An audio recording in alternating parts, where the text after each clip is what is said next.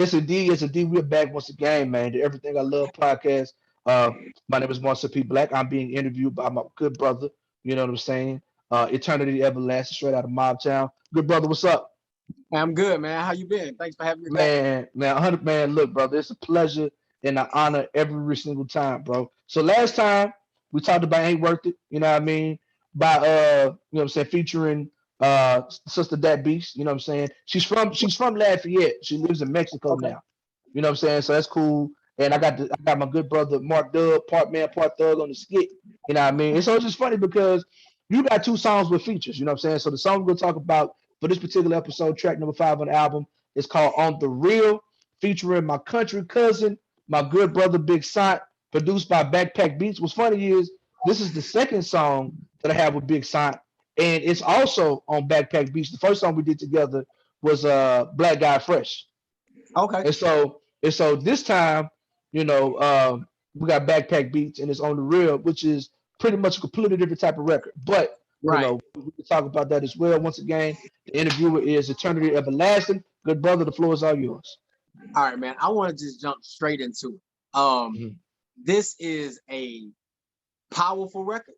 I feel like this is more of the Marcel P. Black that I'm used to.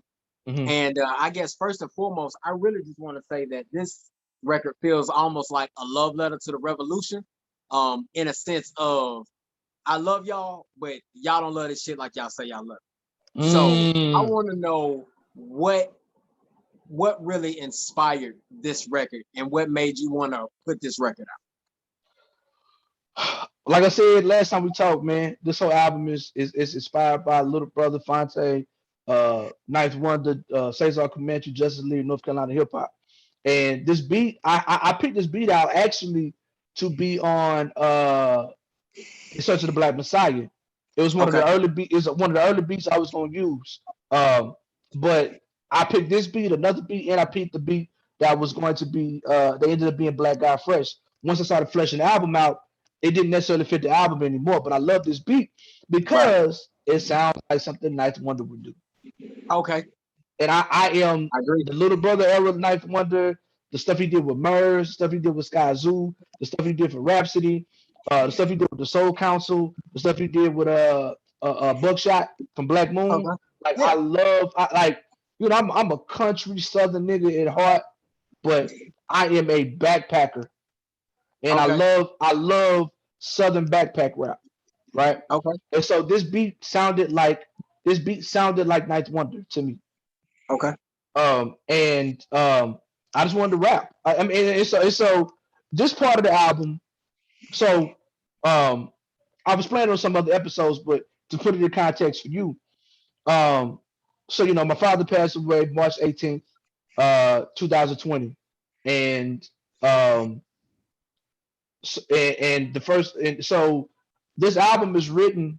It's almost like a period piece of my life, explaining what I was going through beginning March 19th, 2020, and ending on January 30th, 2021, which was the first time that I went to my father's gravesite. Okay. So I don't know if you remember, my father passed away in March.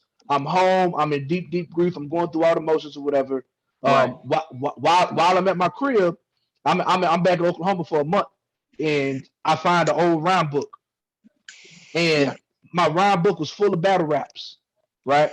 Okay. And so you've dealt with grief as well, so you understand what I'm going through. The Right. early stages of grief is anger. Yeah. So I wasn't ready to talk about my pop shit, Okay. but so over vocal rappers had to get it, and whack I got had to get it. You know what I'm saying? I couldn't talk about that yet, and so I want to say in July, so 3 months after, about 2.5 months after my father passed away, I dropped Angry Black Raps, right? you. Okay. Yeah. So this portion of the album is representative of my mindset when I started writing. This is the Angry Black Raps era of my Okay. grief. Okay.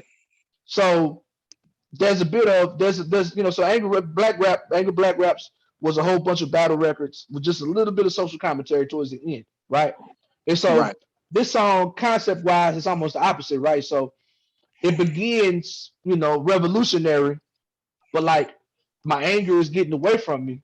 and now it's just all battle raps. You know what I'm saying? It's Right. all, I go back to dissing over vocal rappers, and you know what I'm saying, and just kind of talking my shit or whatever.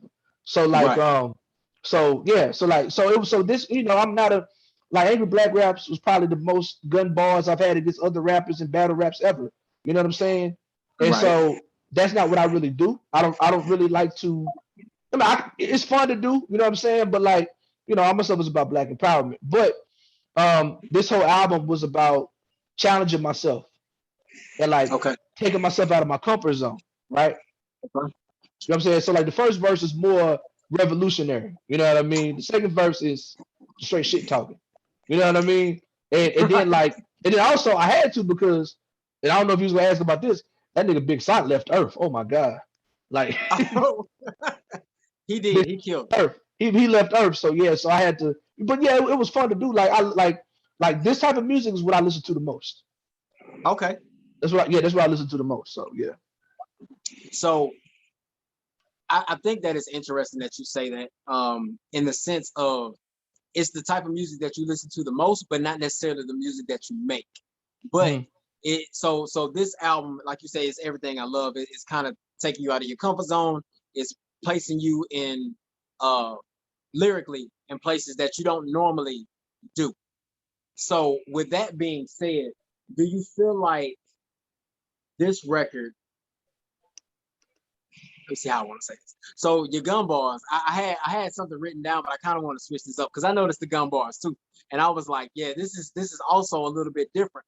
But when you came back and you was talking your shit, I was just like, yeah, this is the Marcel that I know. This is what he do, and like this is from anybody. Like I said, if they follow your music from Red Rose to the real MCs don't rap over vocals campaign to, like you said, the stuff that you did with Angry Black Raps. How do you feel making the type of records that you listen to the most but don't necessarily make? It's That funny makes because sense. I started off as like, I mean, I'm a backpacker at heart, right? So, Right. and so because my content is all based on black empowerment, I Right. feel like a lot of times people don't realize that I always use different styles, Okay. right? I always like the fuck Donald Trump song don't sound like Real MCs on rap over vocals. That don't sound like Sweetest Inspiration. That don't True. sound like Cry Freedom. That don't sound like Black Guy Fresh. And a lot of these different songs, your average quote unquote underground backpacker conscious rapper, they don't make these type of records, right? Right. But I think people, because I choose to keep it about black empowerment, I don't think people realize that I always try a lot of different styles. So I started off. If you listen to my first EP, my first couple joints, straight up Knife Wonder sound and stuff. Like one of my biggest records to this day came out in 2010. It's called Henry Clay, and it's like a KRS One sample. So like lately, you know what I'm saying? Lately, if you just going back to seven, right? Boom. Aggressive political stuff. Cry Freedom is the southern the country rap tunes, right? Okay. Uh, seven is the aggressive political music with fuck Donald Trump on it. Right. What's after that? For the culture, that's my backpack shit. You know what I'm Okay. saying? Yeah. Black Messiah, that's my storytelling album narrative that has a little bit of everything on it. You know what I mean? Um, we go back to Angry Black Raps. Now we back to kind of like the boom bap. You know what I'm saying? The gun bars or whatever. So I try a lot of different styles a lot. Um, I think I lost myself with your question. What was the second half of your question? No. Lost I myself. mean, I just wanted to know what it means for you to kind of make these records that you love to listen to, but Oh yeah, not yeah, yeah, necessarily yeah. make them. I've always made this type of more like this. Like there's boom bap backpack sprinkled through all my stuff. I just don't always write about what gun bars or talk shit like that.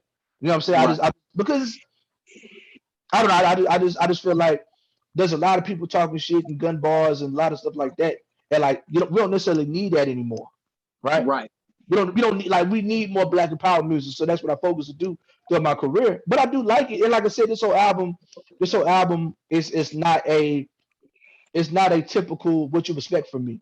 And I Right. think overall, like everything I love underground boom bap hip hop. You know what I'm saying? And I like to talk shit every now and then. You know what I'm saying? Like I like Right. to, And you know, like this goes a lot into like you know how it is, man. Like, you know, um when you know, I did a lot of good stuff in Baton Rouge, which kind of Right, put me in a particular it put me in a particular platform and light in Baton Rouge hip hop. right. And there was some cats who didn't like that.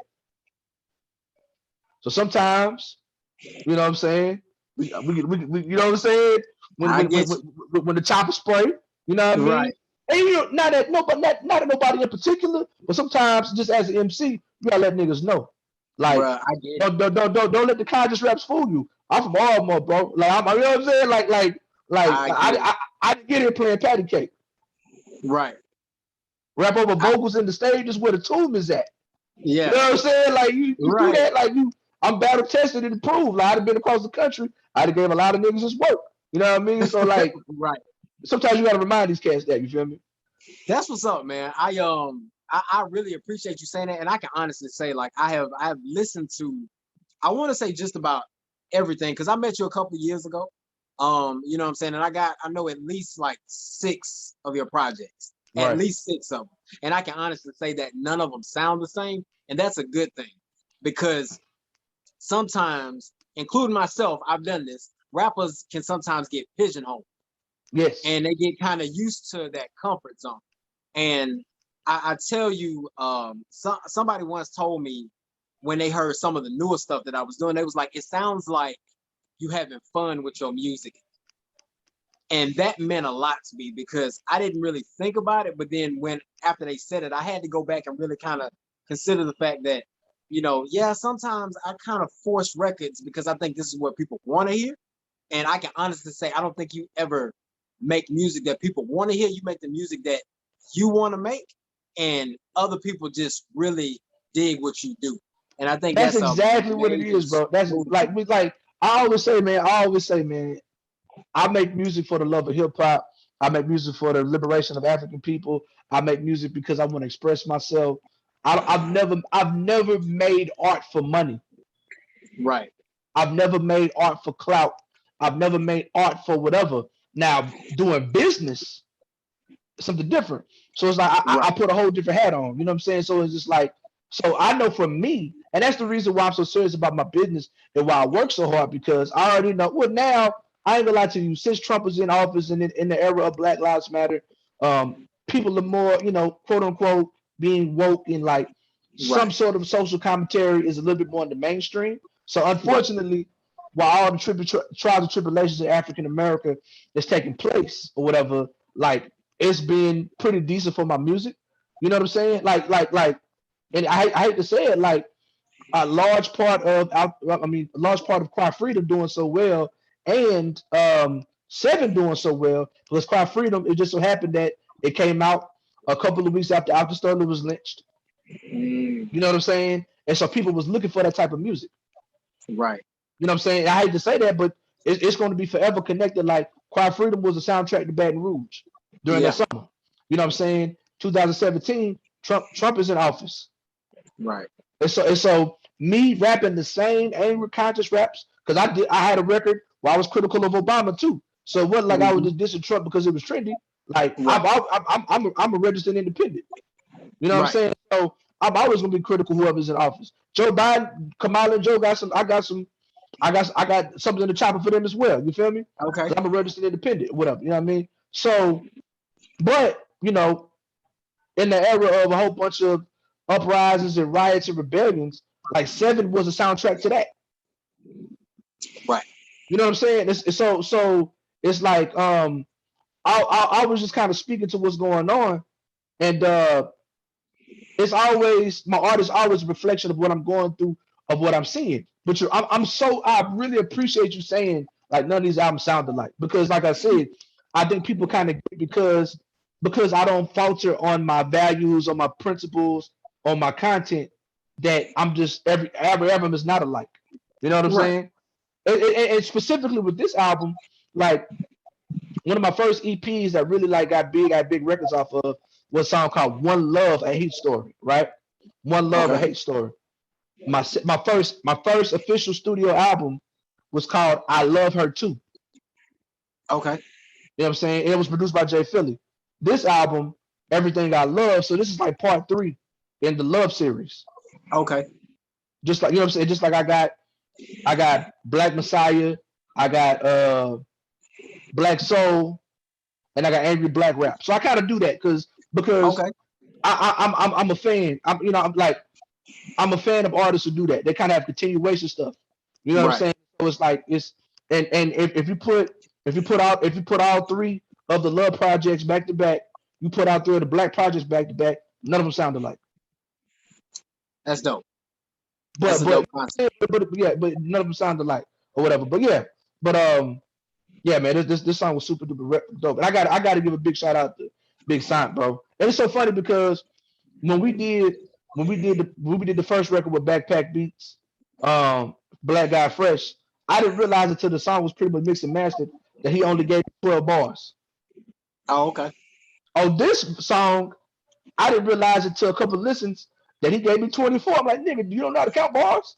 You know but and so like, you know, Big Sant is straight up and down south Mississippi, Georgia country rap tunes all day.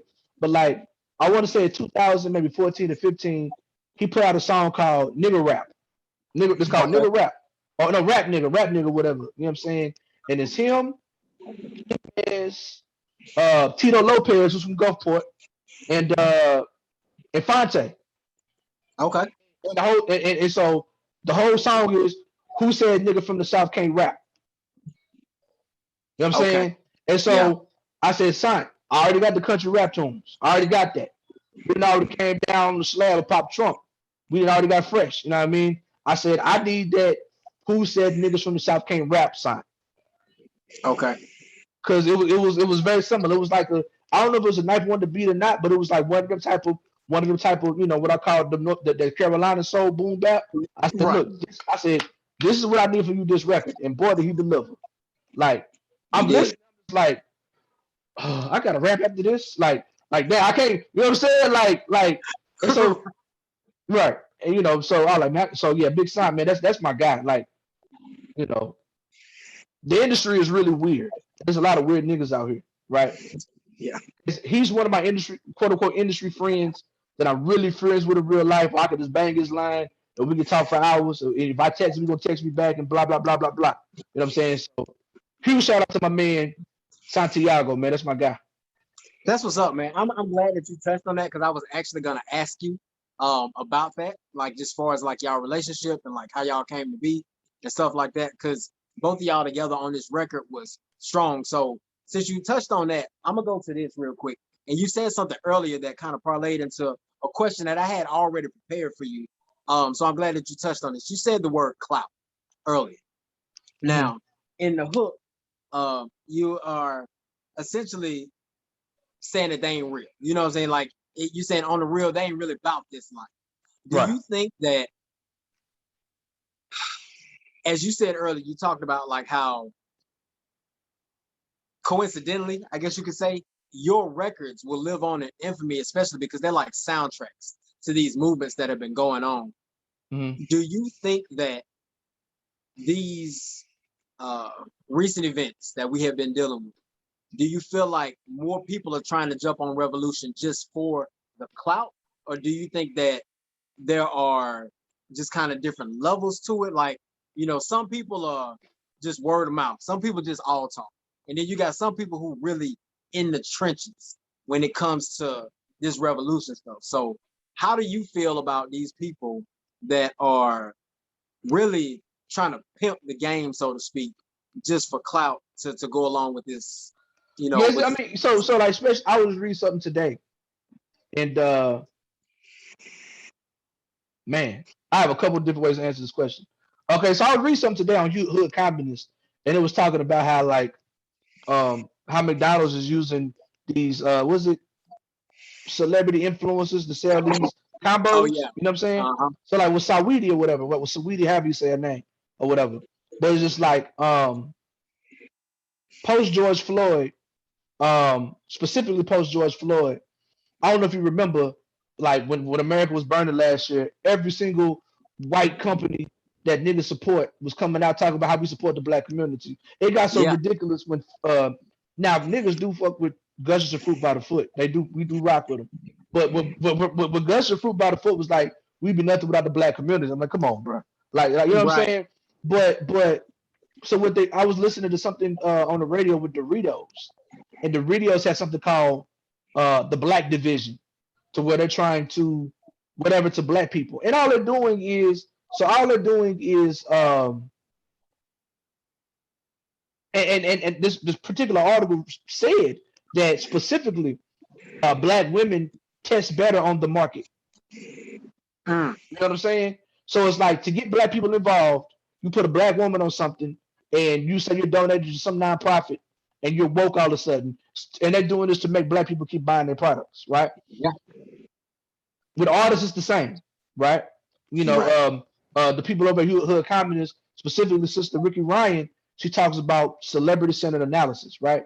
So a lot of us necessarily, even though we have all this information at our fingertips, we're not necessarily doing the knowledge. We're not necessarily listening. You know what I'm saying? Like, we, you know, I love the movie Judas and the Black Messiah, but I actually taught Fred Hampton, and a lot of that shit was capped. It's a good movie. Yeah. But if you know the facts, right? If you know what really happened, if you really listen to the scholars and blah, blah, blah, blah, blah, and the people that was actually there during that period, a lot of that stuff was for Hollywood, right? But I know I was having a conversation with a brother on Facebook. You know, I love the show Godfather in Harlem. And, you know, that's pretty much, you know, the A plot is about Bumpy Johnson, and the B plot is about Malcolm X. Okay. And only 10% of what they're talking about with Malcolm X is factual. It's factual. Okay. But my guy is like, man, Malcolm X did this and he didn't do that. You know what I'm saying? If he didn't do that, like, this didn't really happen. This is all made up, right? If you look at mainstream hip hop with our legends, hip hop is going further and further to the right. I think Kanye might be the most treasonous nigga in the history of niggas. If you look at from Kanye, you look at Lil Wayne. If you look at even Cube saying he was gonna sit with Trump, right? If you look at Jay-Z's dealing with these right-wing Republican people, even though they might be doing some bail money stuff for Meek Mill, like, these dudes is the ops, right? If you look at even like I want to say rest in peace to Glenn Ford. He said the Democratic Party is where revolutions go to die, and pretty much Black Lives Matter as an organization has pretty much just become the black wing of the Democratic Party.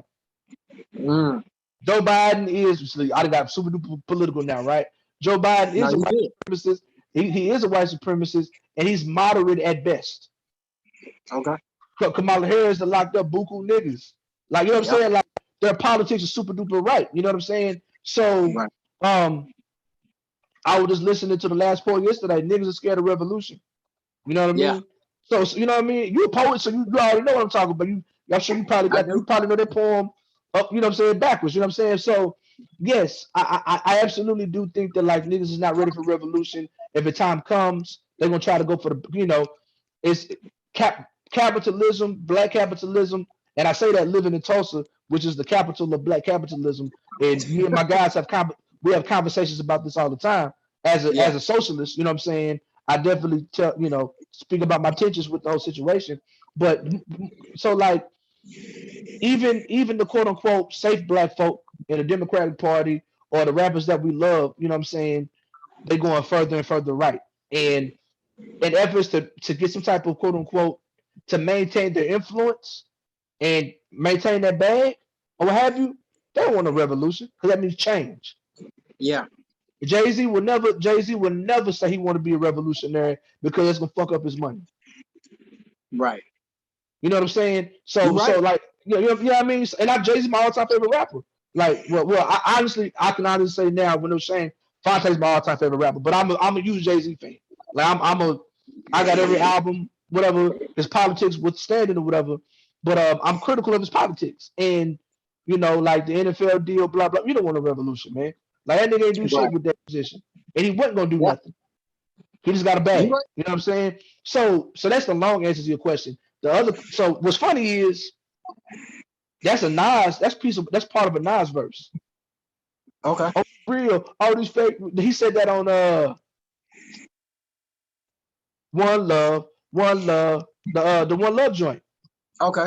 It's just a line that I was I was teaching hip hop class last year, and we was talking about Nas, and so I'm up late night putting my lesson plan together, and I'm listening to the full song because like back in the G, like even the most vulgar rapper to get on BET MTV, they make sure they put out an edited version. Right. So I'm listening to the whole Nas song. Of course I know it, but I'm listening to it just to make sure that ain't no niggas or bitches about to slip out while I'm teaching my middle school kids. Right. Right. And I'm listening to it, and I just heard on the real, all these fake niggas know the deal. When we start the revolution, all they're gonna do is squeal. You know what I'm saying? I said, you know what? That's about to be my hook. Yeah. You know what I'm saying? That it's gonna be something just like I wrote it thinking about performing it. You know what I'm saying? Okay. So that's just like when I get into my I have because of angry black raps and because of the red road stuff and the for the culture and whatever, I'm able to kind of like have maybe like a 4 or 5 song while going to my backpack bag. You know what I'm saying? Okay. I go into, as I said, Louisiana, my book sack. You know what I mean? So like I was thinking about that, like, man, like, because a lot of the songs when the album comes out, a lot of the songs are like some of them got no hook, some of them just kind of like 24 bar, 30, 36 bar verses, right? Okay. So like I got to make sure I make songs on this record that I can perform because I'm a touring artist. Right. So this is one of them joints I was like, all right, you know what I'm saying? When I go to the Midwest or when I go to Oakland or when I go back to New England, like this is that. Or when I go to North Carolina or whatever, where people love boom bap, you know what I mean? Right. More than they love like the country rap tunes. This is what I can always keep in my bag just in case. I like it, man. It's You know what I'm saying? You know what I'm saying? it's a So real yeah, so call and like response record too. yeah, I just got to make sure I got to do something creative because I say I try not to say niggas on the hook whenever I'm putting a song together. Right. So I got to be real creative on the way I do the call and response because just because I say nigga on the hook, I ain't giving the white folk no pass to say nigga. I got a show coming up. I need to practice that, like what I'm going to do to make sure I can do the call and response part of it without, I putting got you. nobody in the position to say that and get punched in the face, white boy, punch in the face and get saying nigga. But just keeping it talk. Nah, Just man, keeping it it's talk. real, But bro. yeah. I feel that. I guess what made me really kind of ask you that is that I think about records like The Bigger Picture. Like when they came out, I got a partner. I on one of my podcasts, I got a partner, man. He is real heavy into like hood shit, and he was like, "Man, I love this record." Da da da da da. I was like, "If you like that record, you need to go back and listen to like 10 of the rappers I didn't put you on." Because a lot of the music, when we first started that podcast, we were highlighting a lot of independent MCs. And I just remember, I was like, I done shouted out 10 people that make music like this, but you ain't checking for them because they ain't on your TV like that. You need to go back and listen to this. So that's what made me really want to ask you that particular question. And I really, I was teaching middle school students last year. And like, my hip hop, my class was about the intersection between hip hop and social justice. Okay. And so I would ask the young people what they want to listen to. And so like we can break it down. And the bigger picture was a cornerstone piece of my course. Okay. Because for them, because of the times that we're living in, they know about Black Lives Matter, but their interest in Black Lives Matter, it allowed me to teach them about the civil rights movement. It allowed me to teach them about the Black Power movement, the Black It's dope. Liberation movement. You know what I'm Right. saying? Because they was interested in Lil Baby, they love Tupac. I could talk the whole class about Tupac, but it Yeah. allowed me to teach them, because of the things that piqued their interest from what Lil Baby was talking about. It allowed me to Right. talk about Public Enemy and Dead Prez and conscious Okay. hip hop. You know what I'm saying? And even like the quote unquote like the black James Brown and Curtis Mayfield and Yeah. War and Nina Simone, like other artists, like yo, this I'm like trying to explain to them, like yo, like Lil Baby ain't the first person to have social commentary. Like Right. the history of African music music in America begins, you know what I'm saying, with enslaved Africans singing about being free on the plantation. Uh-huh. You know what I'm saying? You from Mobile, you already know what it is. You from, I do. you know what I mean? Shout out to African Town. You feel me? Like, you know what I mean? So Right. it's like, so you say you know that, you know what I'm saying? You from Alabama. So like this is where American music comes from. And Right. it's always been singing about freedom. It's always been about resistance. Like us talking about shooting and killing each other, that's new shit. Well, how can I say it? It's not new because blues was rough and tough too. But Right. but as far as like that being the like, man, I can go off about this all day. But that being the main thing in music, that's relatively new. But you know what I'm saying? Since we've been on this continent, we've always made music about freedom and resistance, right? So Right. it allowed, so the bigger picture, it allowed me to be able to go back in time and put other parts of history within context. You know what I mean? And so I was really proud about that. And so and I understand like they're going to respond to Lil Baby way more than they're going to respond to KRS One or Dead Press or Right. You a got to meet Public them where Enemy. they at. So that song was I mean, I like the song because it was written in their voice and Mm-hmm. like it sounded like the conversation that they have with each other, and you can tell that Lil Baby genuinely cared what he was talking about. Right. Now, I did not care for the Grammy performance or whatever it was. Right. I know exactly what you're talking about. Like sister, like that was too much. Like that's a whole other conversation I can go off about too, whatever.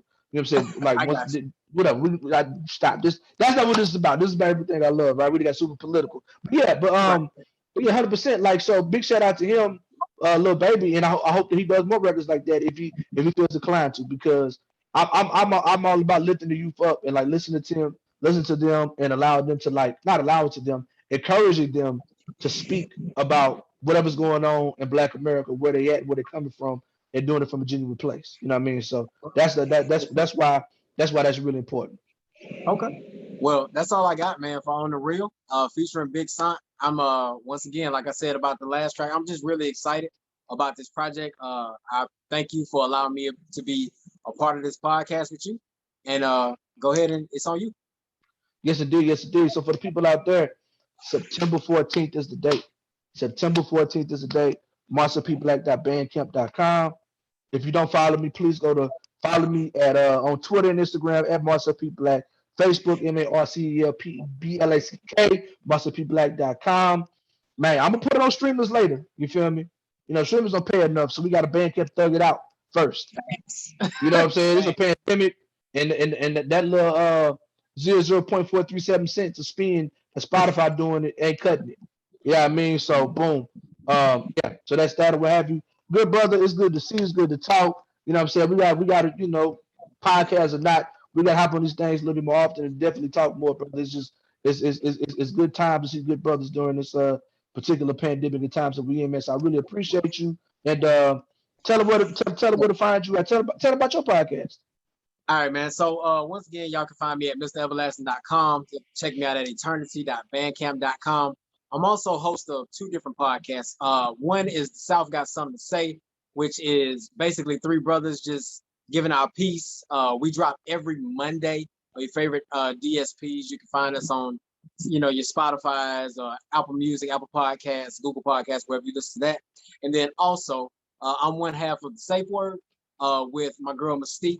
Y'all can look that up on your favorite DSPs. We drop every first and third Friday. So that's that. 100%, man. Well, good brother, it's good seeing you, and we will be talking Same. soon. Holla All right, yes, my sir. freedom. Peace. Peace.